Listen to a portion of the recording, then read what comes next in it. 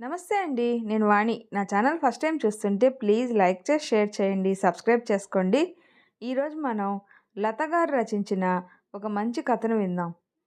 ట్రింగ్ ట్రింగ్ ట్రింగ్ అని వరుసగా calling bell మోగడంతో సడన్‌గా మెలకువ వచ్చింది రాజేశ్వరికి.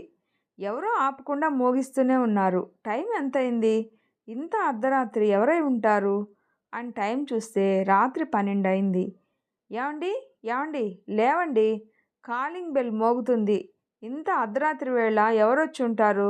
చూడండి అని లేపింది కంగారుగా. శ్రీకాంత్ బద్ధకంగా లేచి ఎవరై ఉంటారబ్బా అని వెళ్ళి డోర్ మ్యాజిక్ కైలో నుంచి చూస్తే బయట వాళ్ళ అమ్మాయి స్నిగ్ధ నిలబడి ఉంది.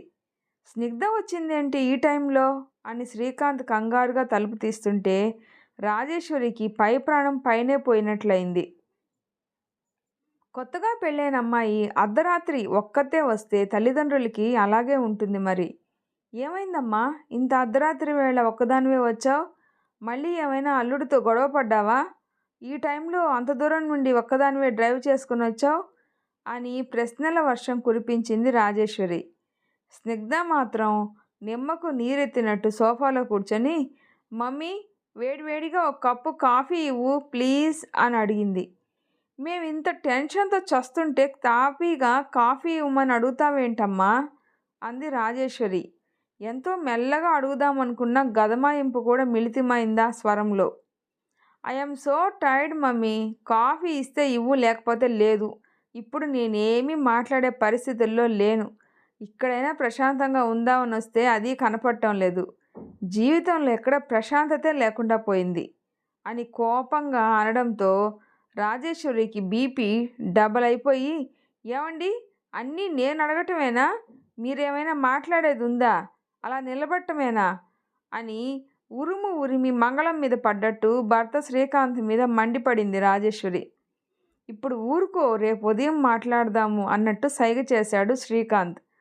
పడుకున్నారనే కానీ ఆ రాత్రంతా ఎవ్వరికీ నిద్రే రాలేదు. మర్నాడు ఉదయం వాళ్ళిద్దరూ స్నిగ్ధ ఎప్పుడు లేస్తుందా, ఎలాంటి వార్త చెప్తుందో అనే ఆందోళనతోనే ఉన్నారు. రాజేశ్వరి చైల్డ్హుడ్ ఫ్రెండ్ సరిత వాళ్ళ అబ్బాయికే స్నిగ్ధని ఇచ్చి వివాహం చేశారు. సరితకి ఏమైనా విషయం తెలిసేమోనని కాల్ చేసింది రాజేశ్వరి. విషయం తెలుసుకుని ఆమె కూడా వీళ్ళలానే కంగారు పడింది. రాజేశ్వరి శ్రీకాంతులకి పెళ్ళైన చాలా ఏళ్లకి ఇంకా పిల్లలు కలగరు అనుకున్న తరుణంలో కలిగిన సంతానం స్నిగ్ధ. అపురూపంగా పెంచారు. ఏది అడిగినా క్షణంలో అమర్చి పెట్టేసేవారు ఇద్దరు. అతి గారాబం వలన స్నిగ్ధ మొండిఘటంలా తయారైంది. చాలా కాలం తర్వాత రాజేశ్వరి సరిత ఒక ఫ్రెండ్ వాళ్ళ అబ్బాయి పెళ్లిలో కలుసుకున్నారు. అదే పెళ్లిలో స్నిగ్ధ శ్రీకర్లు ఒకళ్ళని ఒకళ్ళు ఇష్టపడటంతో పెద్దవాళ్ళకి కూడా వాళ్ళ పెళ్లి జరిపించటానికి ఎలాంటి అభ్యంతరం కనపడలేదు. స్నిగ్ధని సరిత వాళ్ళ అబ్బాయికి ఇచ్చి చేయడంలో రాజేశ్వరికి కొంత స్వార్థం కూడా లేకపోలేదు. స్నిగ్ధ ఏమైనా తప్పులు చేసినా సరిత అయితే పెద్ద మనసుతో అర్థం చేసుకుంటుంది అని. అలాగే సరిత కూడా స్నిగ్ధని కోడల్లా కాకుండా కూతుర్లా చూసుకుంటుంది. శ్రీకర్ కూడా సరిత వాళ్ళకి ఒక్కడే అబ్బాయి కావడంతో గారాబంగా పెరిగాడు. అతను ఏది అంటే అది జరిగి తీరాల్సిందే. ఇక్కడే వచ్చింది పెద్ద చిక్కు. ఇద్దరూ వాళ్ళ ఇళ్లల్లో అతి గారాబంగా పెరగడం వలన వాళ్ళ మాటే నెగ్గాలి అనుకునే మనస్తత్వాలు ఇద్దరివి. ప్రతి చిన్న విషయానికి తగదా పట్టడం, గొడవలు తల్లిదండ్రుల వరకు రావడం మొదలైంది.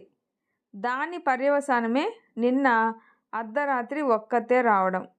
8 గంటలకి మమ్మీ, కాఫీ అంటూ వచ్చింది స్నిగ్ధ. ఎంతో క్యాజువల్గా ఉండడానికి ప్రయత్నిస్తూ. బాగా ఏడవడం వలన మొహం ఉబ్బిపోయి కళ్ళు ఎర్రగా వాచిపోయి ఉన్నాయి.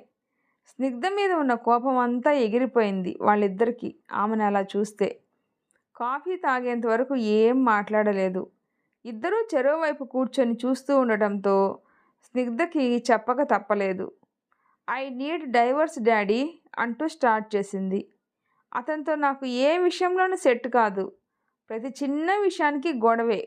తన మాటే నెగ్గాలి అంటాడు. ఫర్నిచర్ సెలక్షన్ దగ్గర నుండి ఇంట్లో ఏ పని ఎవరు చేయాలి, వంట ఏం వండాలి అనే దాని వరకు ప్రతిదీ ఆర్గ్యుమెంటే. తన ఆఫీస్ నుండి త్వరగా వచ్చినా వంట వండకుండా నేనొచ్చేంత వరకు కూర్చుంటాడు. నైటు 8కి నేనొచ్చి వంట స్టార్ట్ చేస్తే ఎప్పుడు తింటాం?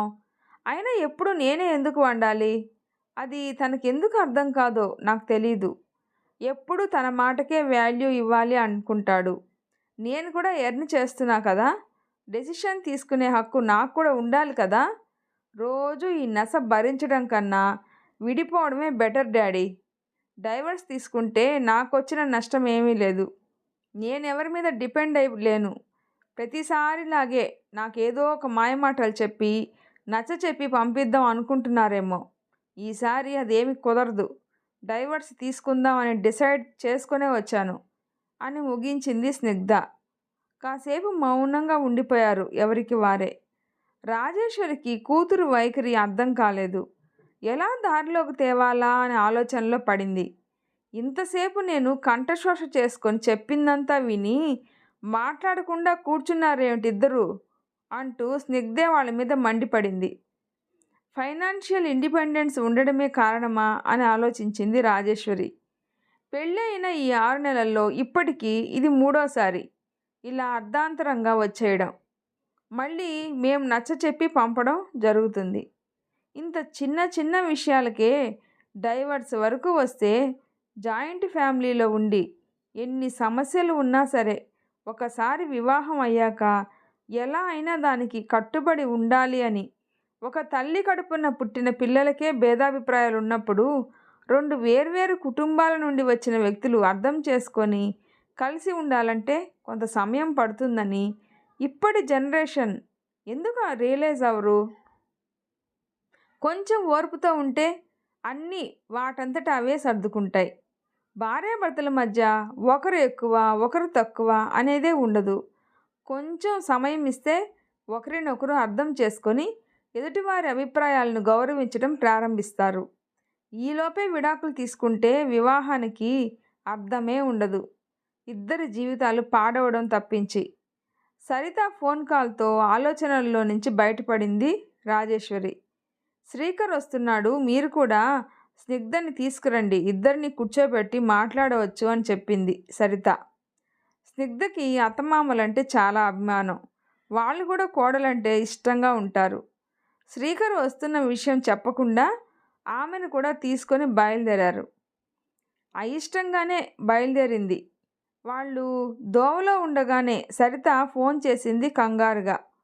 శ్రీకర్కి యాక్సిడెంట్ అయిందని వాళ్ళని డైరెక్ట్గా హాస్పిటల్కే వచ్చేయమని చెప్తుంది.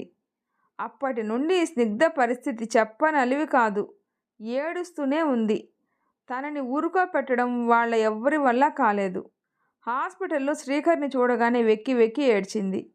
అతని షోల్డర్ ఫ్రాక్చర్ అవడంతో పెద్ద కట్టు కట్టారు. ముఖం మీద కూడా చిన్న చిన్న గాయాలైనాయి. డ్రైవర్ని తీసుకువెళ్లకుండా నువ్వే ఎందుకు డ్రైవ్ చేశావు?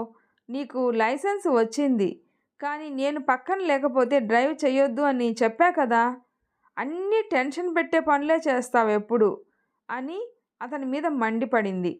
తర్వాత ఇదంతా నా వల్లే అయింది, నేను గొడవపడి వచ్చేయకపోతే ఈ యాక్సిడెంటే అయ్యేది కాదు కదా అని తనని తానే నిందించుకుంది స్నిగ్ధ. వారం రోజుల తర్వాత ఇంటికి పంపారు. తనే దగ్గరుండి రాత్రి పగలు చూసుకుంది. వాళ్ళ అమ్మ వాళ్ళ ఇంట్లో అయితే అతనికి కన్వీనియంట్గా ఉంటుంది అని అక్కడికే వెళ్తాము అని చెప్పింది స్నిగ్ధ.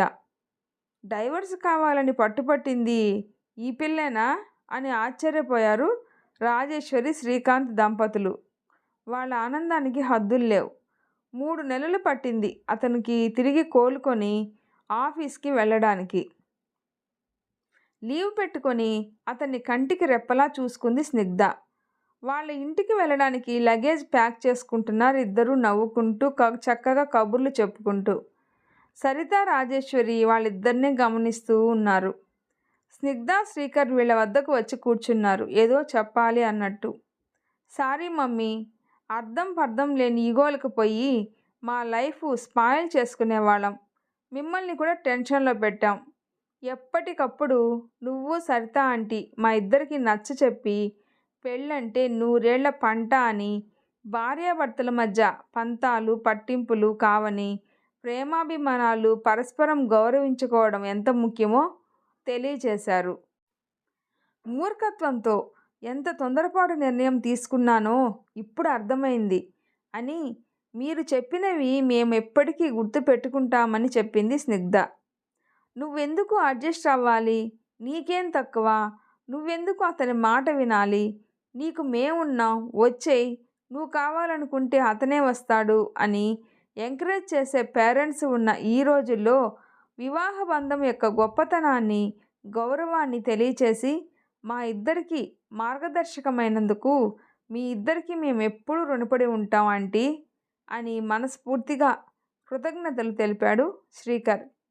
ఈ యాక్సిడెంటు మా ఇద్దరి మధ్య మంచి అవగాహన, ప్రేమ పెరగడానికి కారణమైనందుకు ఎప్పటికీ తీపి గుర్తుగా ఉండిపోతుందని, స్నిగ్ధ ఇంత ప్రేమగా చూసుకుంటుంది అని తెలిస్తే పెళ్ళైన వెంటనే కావాలనే యాక్సిడెంట్ చేసుకుని ఉండేవాడిని కదా అని శ్రీకర్ అంటుంటే అతని నోటి మీద చేయి వేసి వారిస్తూ మెత్తగా మందలించింది స్నిగ్ధ. వాళ్ళిద్దరిని అలా చూస్తుంటే ముచ్చటగా అనిపించింది ఇద్దరి తల్లిదండ్రులకి. వాళ్ళ ఆనందానికి అవధులు లేవు. చూడ ముచ్చటైన ఈ జంట ఇద్దరి తల్లిదండ్రుల దీవెనలు తీసుకొని వారి సరికొత్త జీవితానికి నాంది పలకడానికి పయనమయ్యారు. ఈ వీడియో నచ్చితే ప్లీజ్ లైక్ చేసి షేర్ చేయండి, సబ్స్క్రైబ్ చేసుకోండి. ప్లీజ్ స్టోరీ ఎలా ఉందో తప్పకుండా కామెంట్ చేయండి. Thanks for watching.